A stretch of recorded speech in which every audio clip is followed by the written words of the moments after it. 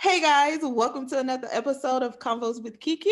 I'm your host, Kiki. And today I have another guest with me. Okay. She is my friend, my sister. She's a wife, she's a mother, and she's a boss. Okay. So her name is Valerie King. We will get to her in just a little bit. You want to say hi to the people? Hey y'all. And so but yeah, so let's get into the gist and everything of today's episode. And of course, y'all know me, we always like to start with what we're drinking today. Today, I'm actually drinking some coffee, but I also have some good old H2O on the side, okay? Because you got to get in your water intake, especially if you're drinking coffee, soda, tea, all that. Still getting your water. Val, what you drinking, girl? I got the strawberry limeade from Sonic. I should not have went to Sonic today, but I did. But I got a strawberry limeade. Mm, that's my favorite And from I got Sonic. water. I got water too. Oh, see, she Stop. on her water intake too. That's how we do. That's how Yeah, we do. yeah, yeah.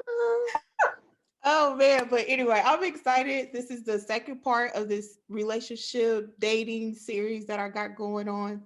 And so the plan is to get it until February, to Valentine's Day. You know what I'm saying?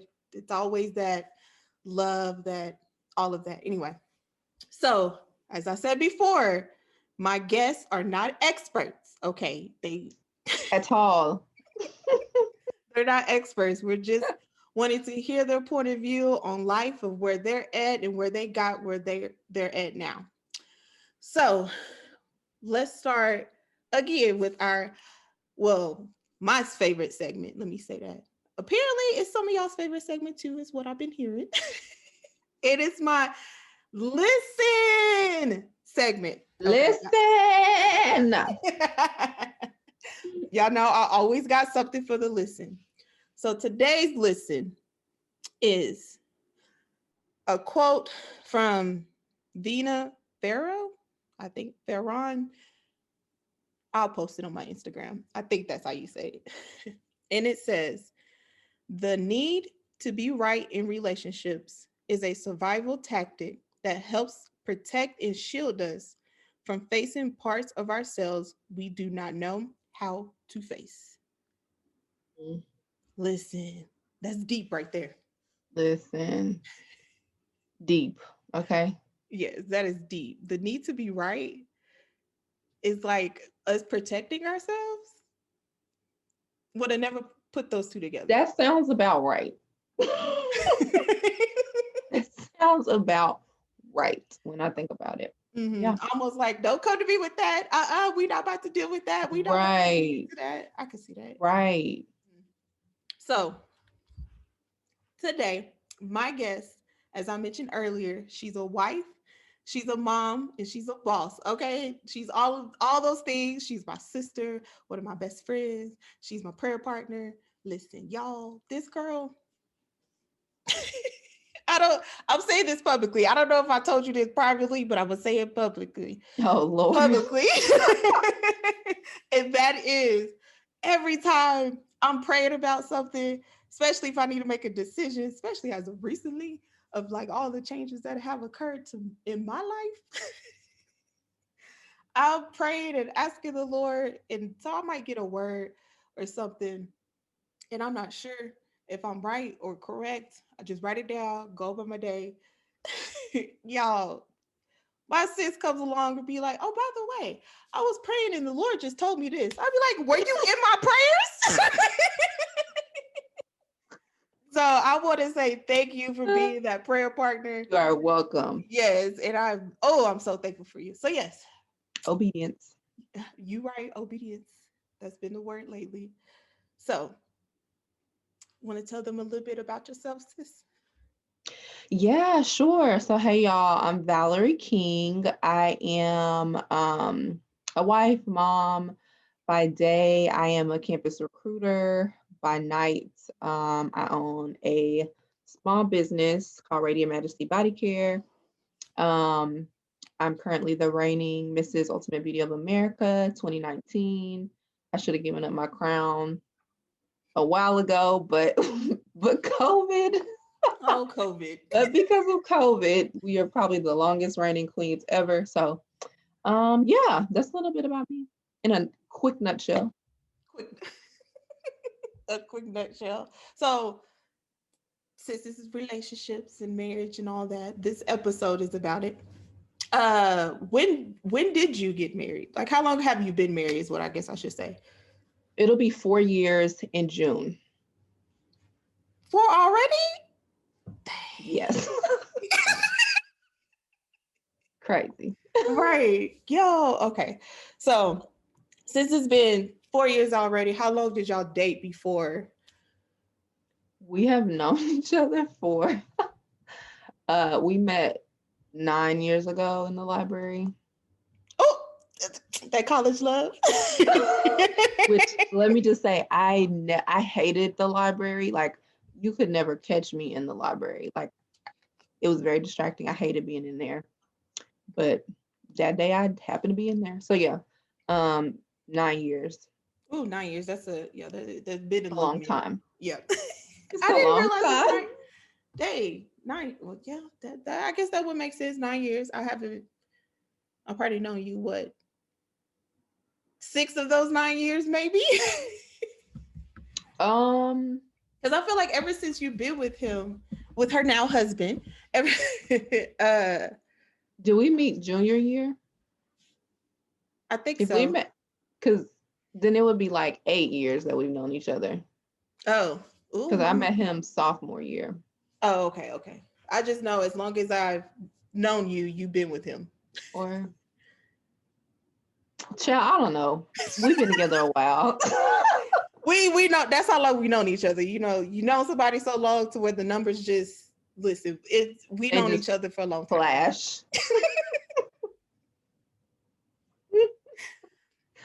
Okay, so before I guess you met, or maybe during your dating season, so to speak, was he like the only one you dated, or were you dating others?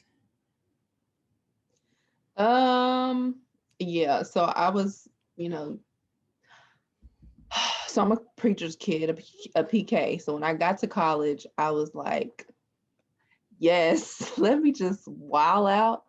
Um, so I was like dating, but not, I was like, I don't know what I was trying to do. I think I was just trying to be like a kind of a player.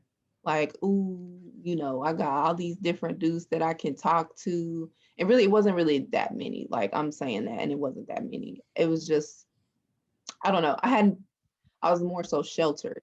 So when I think about like actual dating, I never really like truly, truly, truly dated to the extent of how to correctly date. Mm-hmm. Like, because Mm-hmm. I was young. I met him when I was what, how old was I? 19, 20. Oh yeah, I'm 29 now. you right. So we were young. He's a Mm-hmm. year older than me, so we're really young. So I've never really like truly dated in the Mm-hmm. correct way. Yeah, like properly getting to know people type dating. Right, like properly getting to know. And I mean, maybe like I guess in high school, which I don't count high school anymore, but I know, right? You get to a certain age, and you're just like, like that listen, high don't school. count.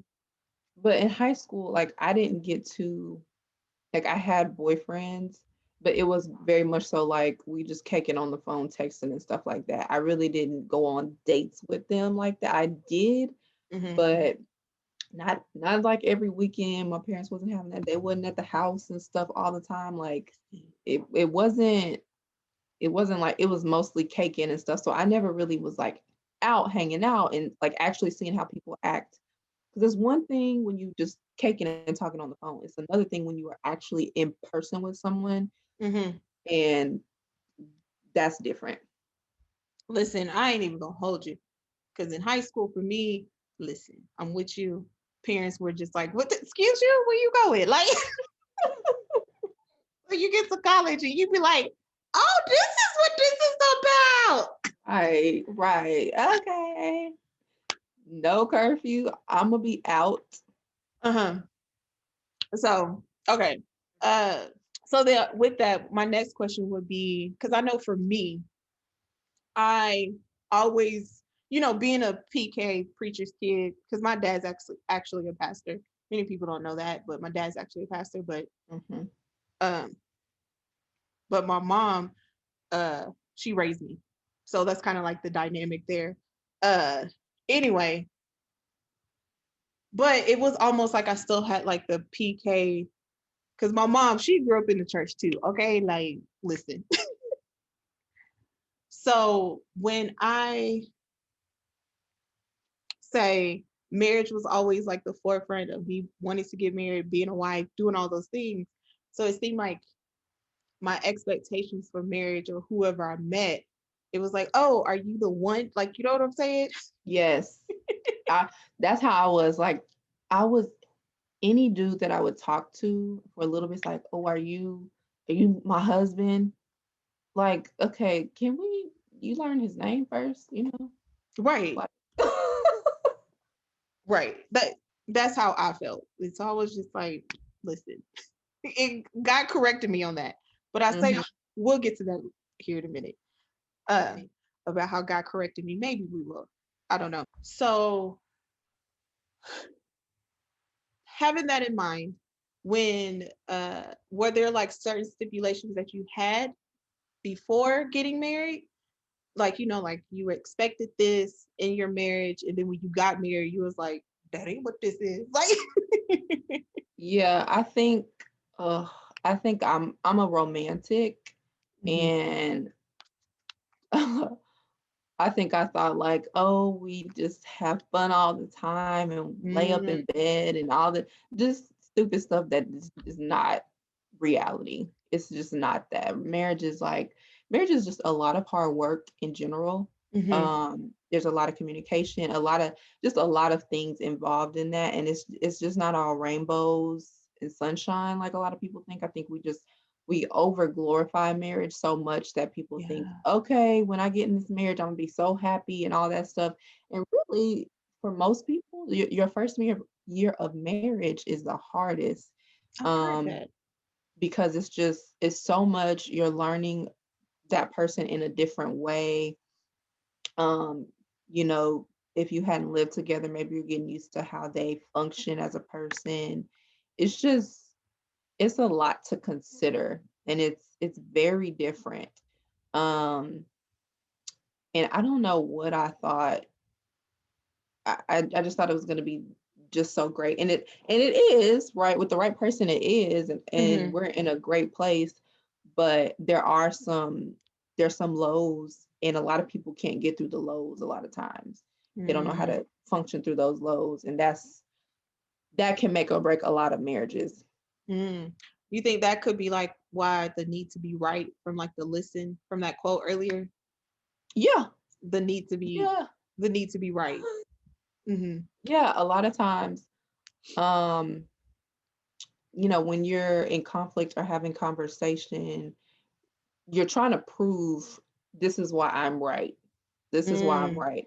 When you actually may not be right, mhm, and you may have to come to terms with, okay, what I said may not be correct, or maybe it's correct for me, or maybe that resonates with me, but not with the other person. This other person has a different perspective, right? And mhm, so you also have to consider other people's opinions and feelings. mm, And when your spouse is involved, you really have to take that into consideration. And sometimes your need to be right may end up overriding their feelings, and you don't mm, even take that into consideration of like, okay, this is how this person is actually feeling about what I said or what I did, and all I'm trying to do is prove that what I did or said is correct. mhm. Like it's valid. Right. Mhm. Hmm. Do you think do you think from that, I guess you're going back to saying like your first year of marriage is difficult. I know you guys are in a good place now because you said it, like y'all are in a better place. So that first year, do you think it's like the everybody, I guess the couple so to speak, is like I don't know what I'm trying to say or how to put it into words. Um, so well, let me give my perspective because Hmm. we did things a little backwards. So, my son just turned 4 Oh and we yeah. will be 4. We'll have 4 years of marriage this year. So he came first and then we got married. Um, and we just got married very young. I mean, obviously 4 years is not that long ago. Hmm. And I think even as a kid, I had in my head that I would like get married at like 24, have kids at 26, you know, all these things, putting a Yes. timeline on it, timeline that doesn't exist This it does not exist. If at that was the all. case, I would be on my second child by now. Like, Right. No. So I guess I'm 20, I'm 28, about to be 29. I was like 24 when I had our son. And so we were young. We weren't really ready to be married just yet, but me growing up in the church and wanting to, follow certain things, I'm like, oh no, we need to be married, right? Like hmm, if we're going to be living together and all these other things and just, all these rules, we need to do X, Y, and Z when there's some things that need to kind of take place before you get married. There's just lots of conversations and lots of conversations that we have now that's like these are conversations people should be having before now, but but that's just being not. young, But when you're young, you don't think like that, hmm, you just don't. And it's not to say that you're not intelligent or you don't understand, or sometimes you just don't know, and your brain is just not there yet, and you got to go through life a little bit sometimes. mm-hmm. But it did make us grow up pretty quickly, so Oh, I can we figured imagine. it out pretty quickly. I can, especially with the child. I can only imagine.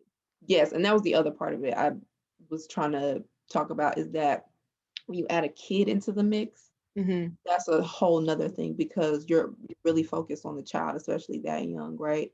And I wish that we would have been able to enjoy our marriage a Hmm. couple of years or so before having kids and really be able to learn each other and enjoy each other.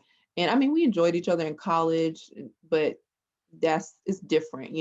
Yeah. So now it's like, oh, you have a kid, and if you want a date night, you got to figure all these things out, right? If you want to go on Hmm. vacation together, you got to figure all this stuff out. Um, so it makes the dynamic is a little bit challenging at times. Hmm. Because one of my questions I was going to ask, do you how has maybe kids changed? But since you had, I guess kids change with marriage, but for you guys, since y'all were together before you had your child, and then y'all got married afterwards, how has the kid changed y'all's relationship, so to speak? Um, I think that's one thing that definitely kept us together and kind of more bonded, Mm-hmm. right? Because it's easy to walk away when you don't have a child, when there's not a child involved. Mm-hmm. And wanting to be able to have a stable family home and not Yeah. have to do the whole co-parenting things and things like that.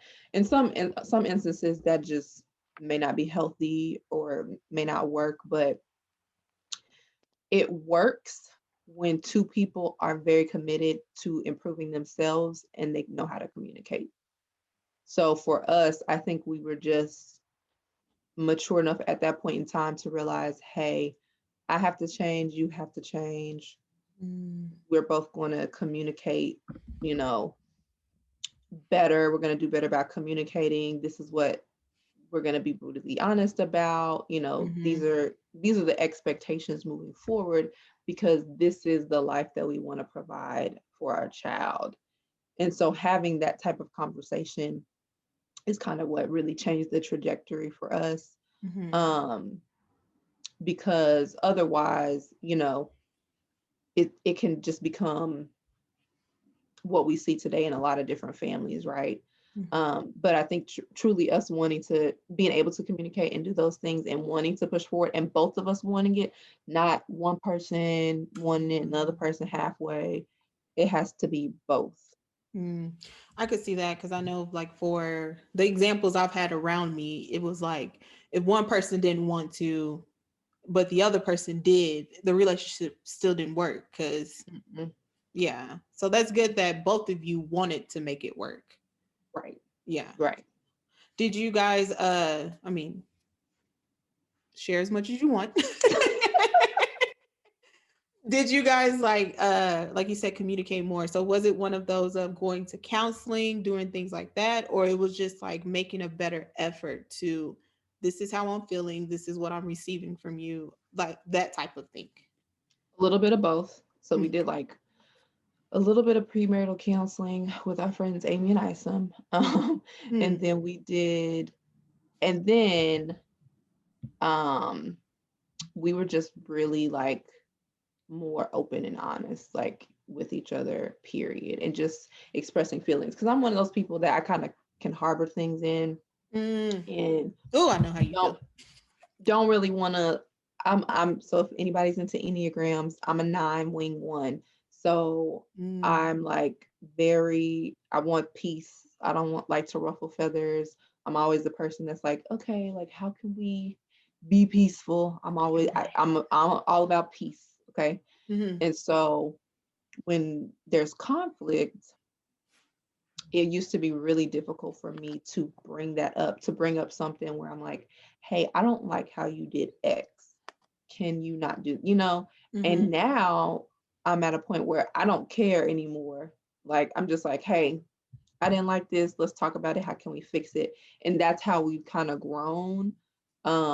Definitely me. And he's a very good communicator already. And he likes to talk through his feelings a lot. mm, And at in the beginning it was more so like him talking through his feelings and but me still not expressing the things that bothered me because I didn't want to ruffle his feathers, when he's very good about changing and things like that. So if I would have just said from the beginning my issues, wouldn't have to be all these problems, you know. mm-hmm, So a lot of times we stand in our own way and we don't understand ourselves. mm-hmm, And so that's another thing I've grown to really understand myself over the past couple of years. And I know like what are triggers for me. I know when I need to like get a little space, clear my head, things like that, so that I can come to the conversation without, being angry and having a cloudy mind and cloudy judgment and not being able to see it from a different perspective. mm-hmm. Um, yeah, yeah. Okay. Do you think the I guess the counseling was beneficial? Because I know some people, they do go and have counseling and things like that, but it's not over, not, I won't say overly. Well, let me take that back, because you both wanted to work on it. Let me Hmm. I feel like counseling and being intentional helps you to better the relationship, so to speak. Yeah. Because I I think it did. At the same time it didn't, because we were doing it virtually. So mhm. it was like, it's just a lot of distractions. So we had Zuri, and it was like, okay, he's over here. I got him. He crying or whatever. We trying to, like, it was, it was The not life of productive. parents. It was just not productive. For some of it was, and it was good, but then at the same time, it Ooh. could have been a lot more productive. So, My whole laptop wanted to fall. oh no, oh no. Random time. Oh, I'm glad I caught it because my coffee was here. It would have spilled Oh, all. Let me put this over here. and you would have been looking for a new computer. Mm-mm. Listen. Oh, thank you, Jesus. Okay. Sorry, didn't mean to cut you off like that. It's just No, you that good. part freaked me out. But yeah, Mhm. it just wasn't very productive. And sometimes he would sleep through it, and so we would have a good conversation, but sometimes he wouldn't. So I felt like we were just kind of distracted in the whole thing. Mhm. And it was more so like a check the box, to be honest. I felt like at the time, like, okay, we did this, you know? Mm-hmm. So Okay. it's something that people should do for sure. Mm-hmm. Um, it helped us, but at the same time, it didn't, just because of where our minds were and where we were distracted at the time. With the newborn. Yeah. Basically. It should have been like we found people in our city and, you know, we got a babysitter or something and things like that. And most people would do that at this point. But I think we also just wanted to be with people that we felt comfortable with, and where we live now, we had just moved here, so no, we didn't really know people like that. So Yeah. we wanted people that we were comfortable with also. Yeah. Which makes sense because you're about to tell your business when you're talking to them. So. Right. And you know, not everybody needs to be in your business, especially in a marriage. Like, not everybody Not needs to be. Yeah, everybody. not everybody needs to be in it. So, with that of everything, uh, how do I say this? When you're getting married, because y'all been together 9 years, you know, since you were young. Mhm. Do you feel like you've maybe had before? What? Because you went. This is difficult because you were young. Because I'm asking along the lines of, do you feel like you lost yourself in the relationship, so to speak? But then I'm like, but you were so young. Did you know yourself when you were That like? I never, that was the problem. I never really knew myself. Because I remember when I was 19, I didn't know who I was. No. And so one thing that I wanted to do when I, like, once I got married, had a child, is I wanted to make sure that I say didn't lose myself, but also find myself at the same time.